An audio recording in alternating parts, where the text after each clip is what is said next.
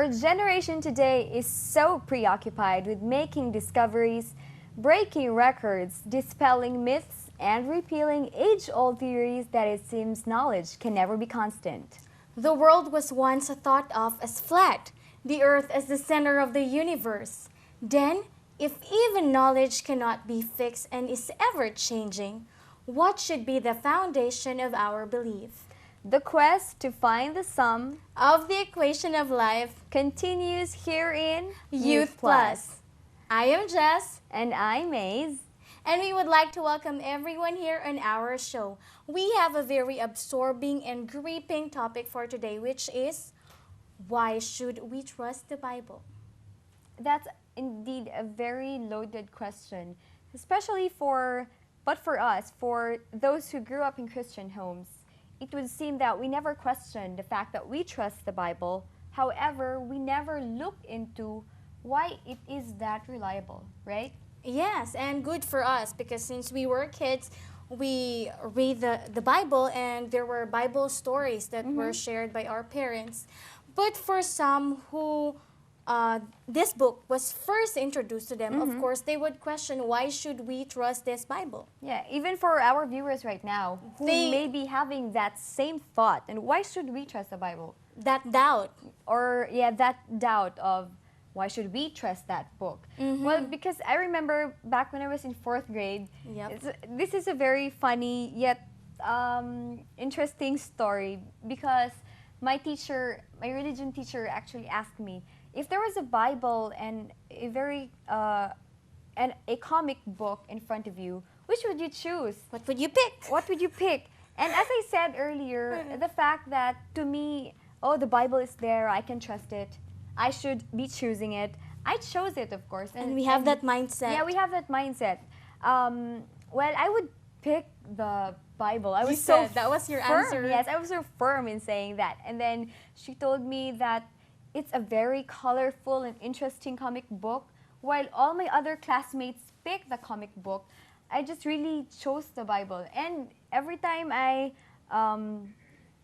remember that, I could say that I trusted the Bible, but if she asked me why I trusted it and why is it reliable, I don't think I would have come up with an answer.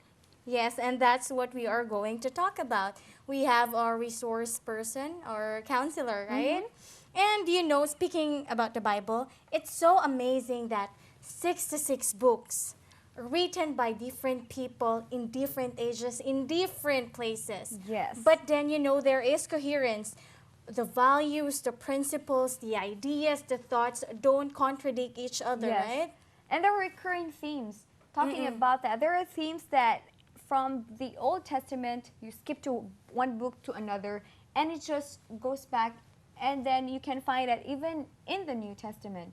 Like we have the prophecies. There were prophecies before. It was told on the Old Testament, and then it was fulfilled in the New Testament. And the best example is, of course, the birth of our Jesus Christ. That's the best example on the recurring theme and the prophecy that really came true from as early as Genesis. It was prophesied, and then when we have in New Testament, Jesus was born on the manger, and then he died on the cross to save humanity. That's an example of a recurring theme. And as you said, these recurring themes, though they may be written by different authors, they may have different occupations. It still just amazes me how they could. It's so wonderful. Yeah, they don't contradict each other at all. Whatever they say about this recurring theme, it just complement each other. Complements it, supplements it. We're never ever contradicting. You're just adding to it. It really is amazing. And if we look back on the history of the Bible before, you've shared that to me a while ago. Well, yeah. If you just realize how it has been tried to stamp out of existence during the Middle Ages, people were banned from reading it.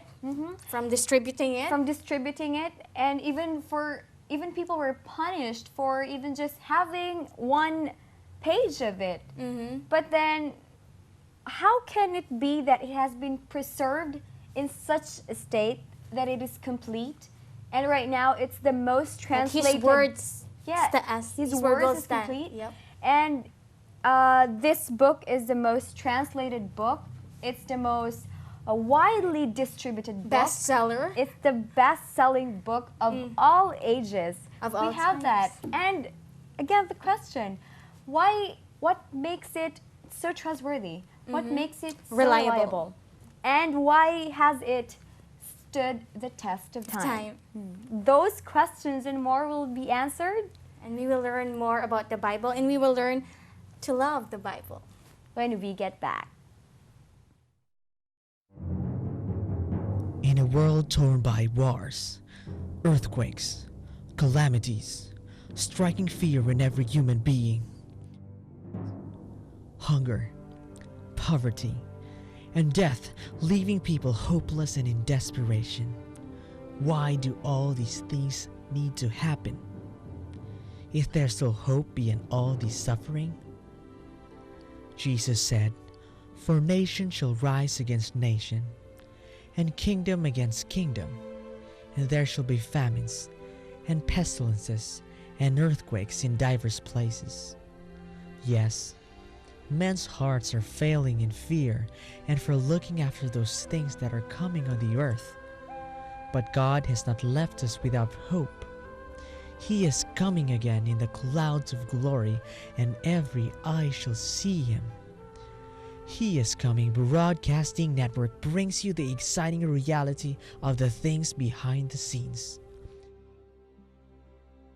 bringing to your homes heaven's peace and rest found in nature. We invite you to join us in giving God the praise and adoration for all the things that He has done. Study with us the truth as it is in Jesus, and find answers to life's perplexing puzzles straight from the Word of God. He offers healing and restoration